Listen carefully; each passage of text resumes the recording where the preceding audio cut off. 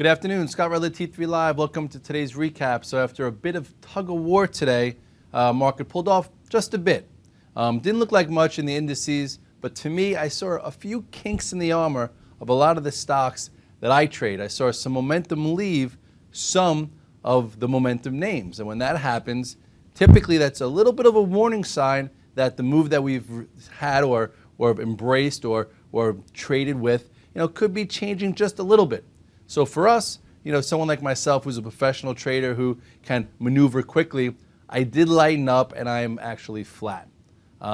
Yesterday, obviously, we know what happened with Apple. Apple came out and they missed on their earnings, which was still up 50% year over year, 40% on revenues, and guided higher. But the stock didn't fill as much of the gap that I would have liked, and I'll get to that in a second. First, let me just show you the chart of the SPX. If you take a quick look here, you will see no big deal. Okay, this was that Tuesday that we reversed. This was the day that the Bears lost control. This was the day that they had the ball, they dropped it, and it went into on the floor in the Bulls' hand, and then the Bulls, took it, down the field. Then right around here, the Bulls were around the 15-yard line, and basically said, okay, the Bears were trying to hold them, and then when it broke this downtrend, they scored a nice touchdown, if you want to take that analogy. And then as we started to extend into this resistance of 1220, it's gone a little choppy. Along the whole way, there really hasn't been many pullbacks. This pullback didn't even break the previous low. And then this one was a bit choppier, holding the upper end of this last igniting bar. And then even yesterday, we held that prior low from that Thursday before we rallied. And then today, if you look at it from just from this angle, it doesn't look like much. And if you are someone that holds stocks longer term, okay, and you're in your macro tier 1, and you even held it when we broke 1100, stay put. Stay put. No reason for you to get out. You have a long-term objective.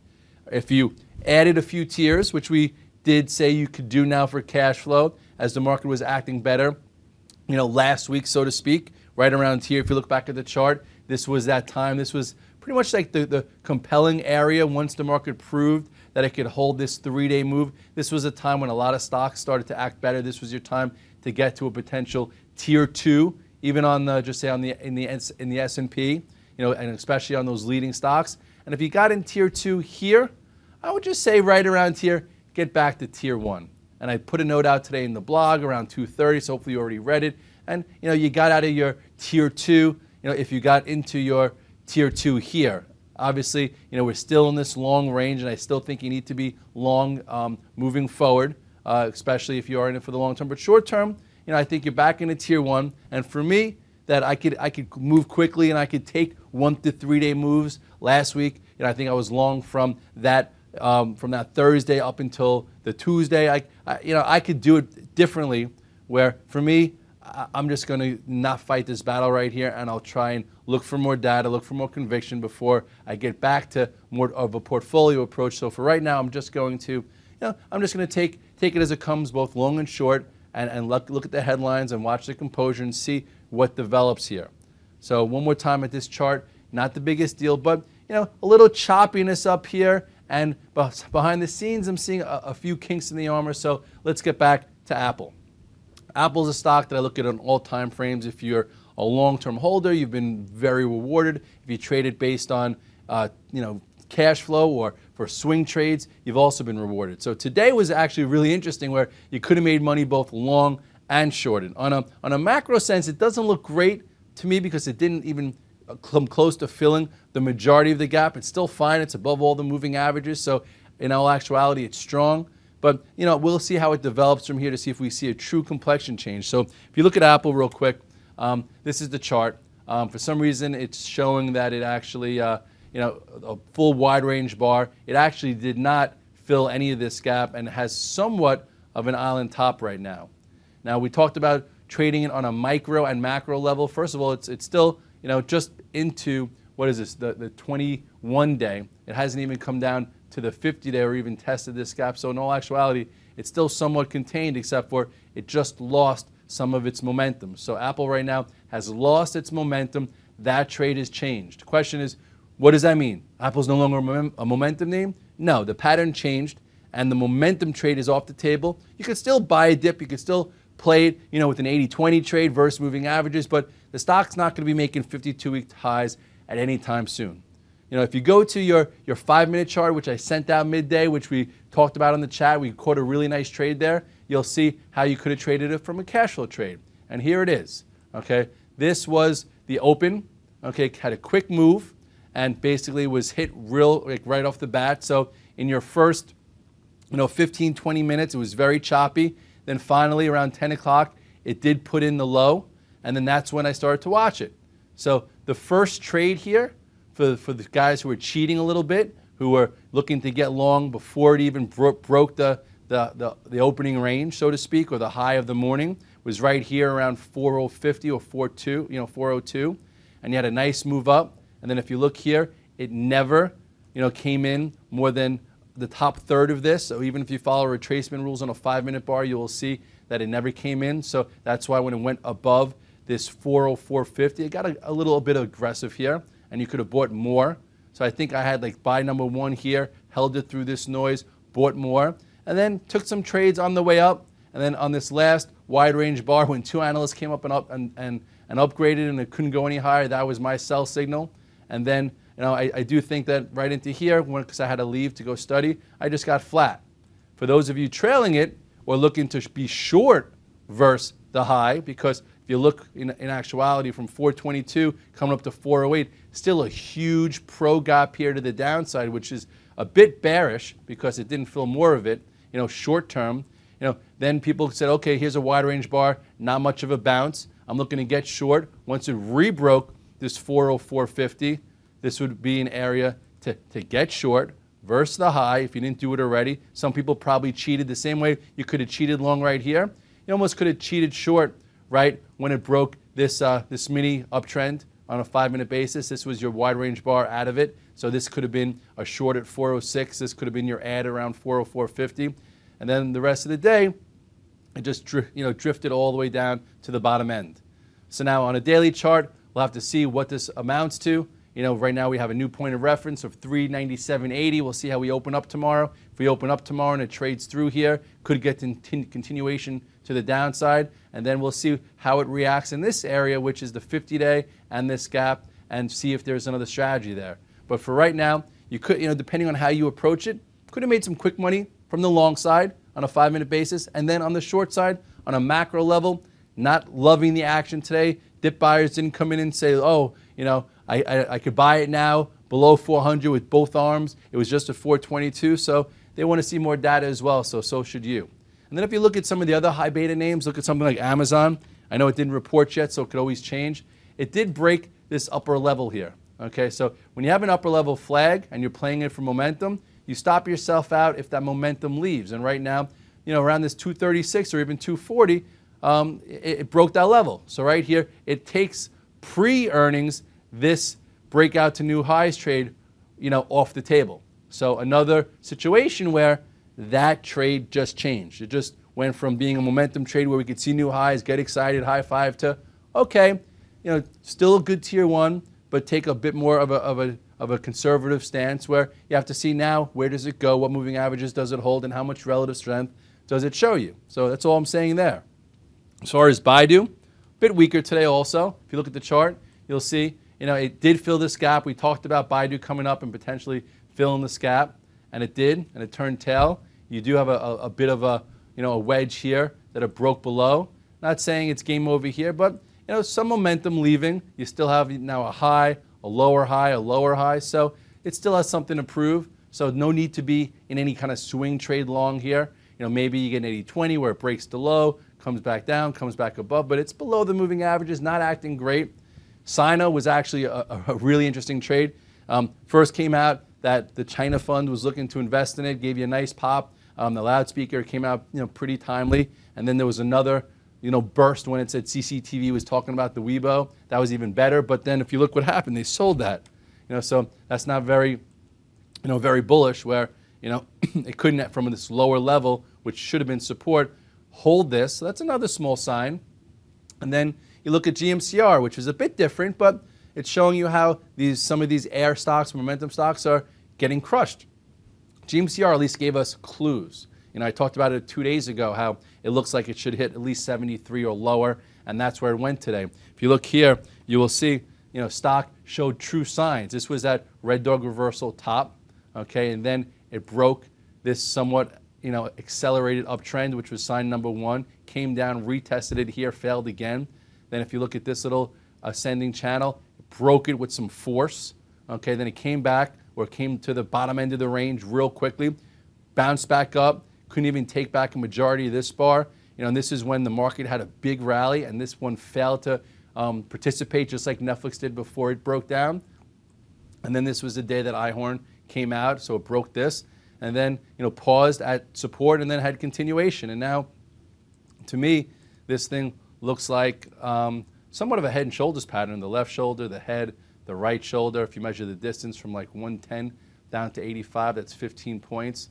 So what does that take you down to? It takes you right down to about here, but it probably fills the rest of this gap and goes lower. So if you're day trading this, maybe tomorrow, we'll see how it handles the low. Could give you a little bit of an 80-20 trade if it opens up, trades below, does one of these tails just for some cash flow. I don't think this stock's going to bounce or be anything what it was ever again even.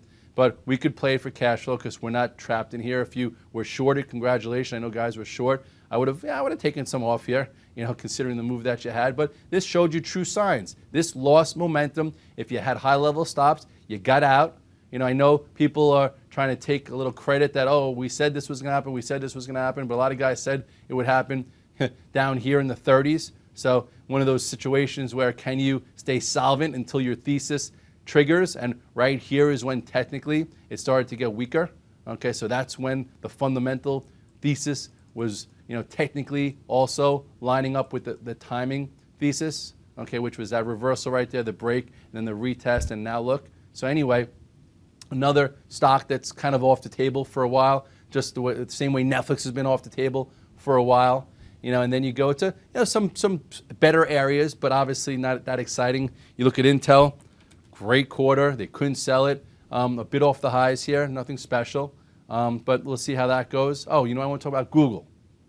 Google's a little upsetting. We caught a decent trade there yesterday, and then it almost took the whole thing back today, showing you how people are kind of scared being involved in these momentum names or these high growth names. Google, these guys should have split their stock, like I said. But anyway, let me take some of these lines out of here that I've been drawing.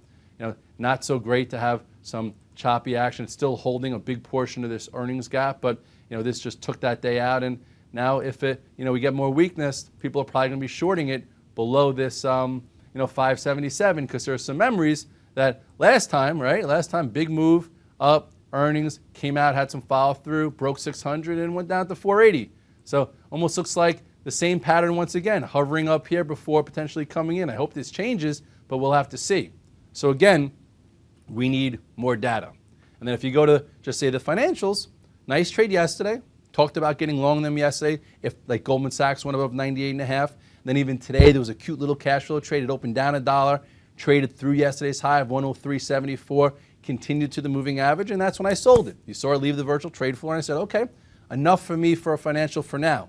Has to prove that I could contain or maintain a long bias there. So if you look at Goldman Sachs, small little reversal bar, no big deal. But if you look at the move from Tuesday, okay, into this wedge, this was your breakout trade. This was a great trade and great hold yesterday. We opened down, traded above this 103.74 for even a bit more of a move. Went as high as 105 almost, another $1.25, and then turned tail at the 50-day, closed back below the previous high, a bit of a sell signal. So again, you can't chase excitement even in the banks, even in this environment. So we'll see if it can come back and it could hold this 98.50. Bank of America, same type of thing, was long into today. This one actually retreated even a little bit more, okay, at the 50-day moving average. Again, turned tail there. So we'll see if it could hold here. All it was a good trade. These banks, all they give you is a day and a half, unfortunately. And then you look at something like the laggard groups that are coming back up. Some like the oil sector, or the OAHs, or the agriculture group with the MOO. Nice move up into resistance, getting a little choppy here. So for me, I don't need to sit in the chop. I could time it when it looks better or looks right. So right now I'm taking a step back. You look at the OAHs, you will see, right here I drew those retracement rules. It was a bit weaker than the actual indices because it didn't hold the 25, it held the 0.38. I'll get rid of this for now. But it's a little choppy here. Not saying it's game over, but if this bull was wearing some armor, there's a little bit of a kink in it. And if you don't have, just say, a threshold to hold, if this thing starts to get below 114.50, I would just, lighten up or sell it. Do whatever you want to do. Okay, this was a big move off the lows, came back, retested this last, broken down pennant, and it could start to turn lower. It's being controlled by the 50-day. Green, red. That's a little bit of, could be a little bit of distribution, but not sure yet. So don't run for the hills, but just stay on alert. A lot of news still out there going on in the world with Europe and, with what could potentially happen this weekend. So just be a little bit defensive after such a move. If I would have seen Apple fill the gap, if I would have seen Amazon holding higher, if I would have seen some better action, I would be leaning more neutral to positive. But since I'm not seeing that type of action in some of the names that I follow closely, I'm going to say I'm going to be just neutral. Not short. I'm not saying go short things yet because people who've been trying to do that have been getting burned. I would say just get a little lighter from the long side and look to see where we could buy back if it's going to hold. Let's take a quick look at those, the MOO. Same type of pattern here, still holding, so it's not game over here, but green, red, into this old resistance. So it's going to have to prove that you could just sit in them, because obviously sitting in this market doesn't work. It did work during this move, but that's when the rubber band was stretched so far to the downside after a move from 56 all the way down here. That's what I tried to do. I think I sat from maybe here to around here, okay, like this part of the move. So that's what you could do. If you're an active trader, you could take, if there's a 13% move, the middle part of the move, not catching the bottom, not catching the top, but the 6 to 7% in the middle or 4 to 5% in the middle, and then day trade and make cash flow.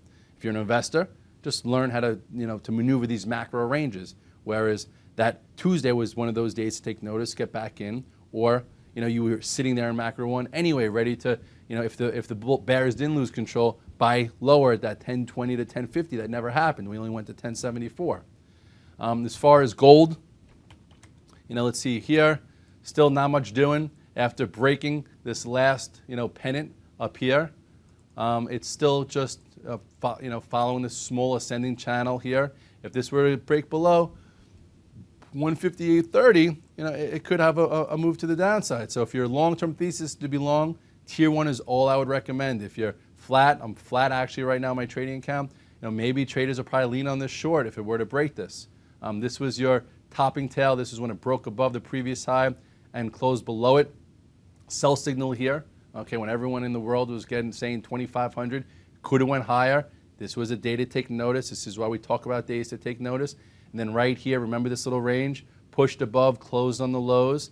That was also a sign. Remember, look how choppy it was in here. Green, red. This is a sign of some distribution or guys maneuvering around. So that's why you have to take notice. Same way right now, it does seem as if these spiders are getting a little choppy in here. So when you get a little choppy in here, I just get a little bit more conservative. So even here, I would say it's fine.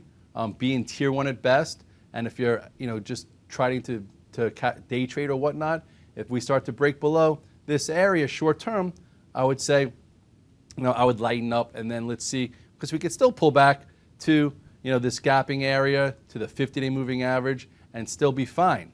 But again, if you're playing for momentum and you're playing for continuation, make sure that stays intact. And if we break this level, that momentum trade will be off the table, and we will be trying to find the buy the dip, what area holds trade, because the trade changes. And if you're going to be trading short term, you have to figure out what type of trade you're trying to catch.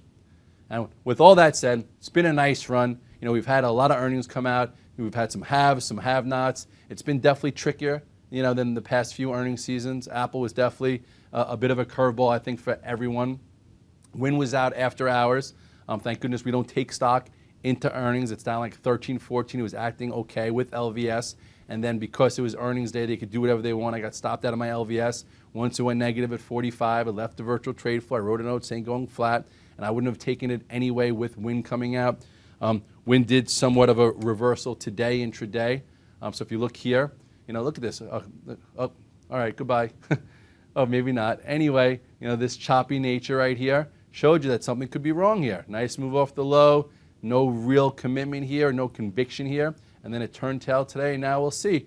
Probably filling this gap right now down to 120. Same way with LVS.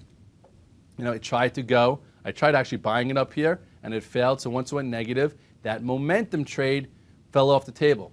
When, again, I've spoken about this before, when a momentum trade happens, it clears an area, and then it holds above that area. So what that does is it keeps momentum in the trade, keeps shorts trapped, makes the power there. So if you're trading a stock to clear a level, and it tries to clear it, and then it comes back below it, you quickly sell it. It means it's not ready. It's not that trade. So know what type of trade you're looking for and know what to look for as it develops. So anyway, it's time to maybe pull back a bit. It's been a nice 9-day run. Short term, not exactly sure what the story is right here. So for me, I'll take a step back and I'll get more data. And for you, you should be doing the same. So tune in tomorrow. We'll have some more plays. We'll try and get you on the right page. It's another day. And I'll see you then. Have a nice night.